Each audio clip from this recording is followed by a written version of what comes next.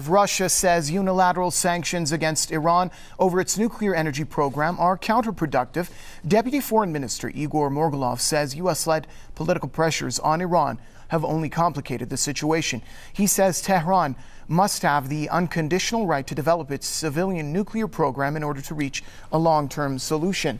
Iran and the 5 permanent members of the UN Security Council plus Germany, known as the P5+1 group, are expected to hold a new round of talks in the Kazakh city of Almaty on Friday. EU Foreign Policy Chief Catherine Ashton, who represents the P5+1, has described the latest round of talks as positive. She's called on Iran to respond to the group's new proposals.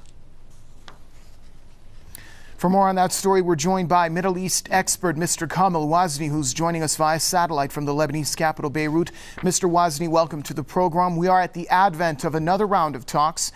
Do the prospects of this round appear higher than previous gatherings, in your opinion? And also, Russia has hinted at its own take of a long-term solution, and that's the recognition of Iran's unconditional nuclear rights. Talk to us about that, too.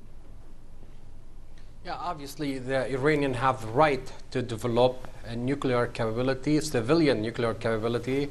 That's according with the NPT that's been signed by the Iranian, and the Iranian been actually abiding by this law.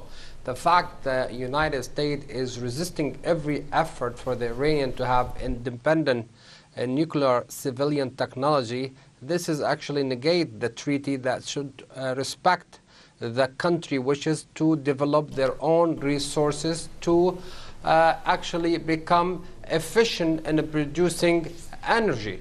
The fact the United States is looking after the interest of Israel complicates the situation.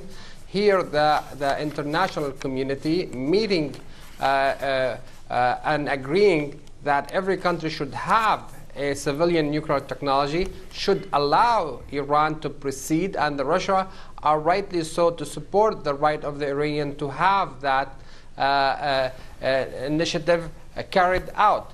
I think the West playing double standard when it comes to nuclear technology. They have the biggest arsenal and they are the biggest threat, and they use more weapon and more weapon of mass destruction than anybody else. And the United States hold the largest nuclear weapons that is dangerous for the world's safety, considering the United States used that nuclear weapon one time against Japan. The issue is not the Iranian civilian technology in terms of nuclear technology. It is the insistence of the United States to deny other countries the right to have advancement and development in every aspect of their life, and that's why they impose the sanction against Iran and the economy of Iran and against everything that supposedly Iranian, including media outlet,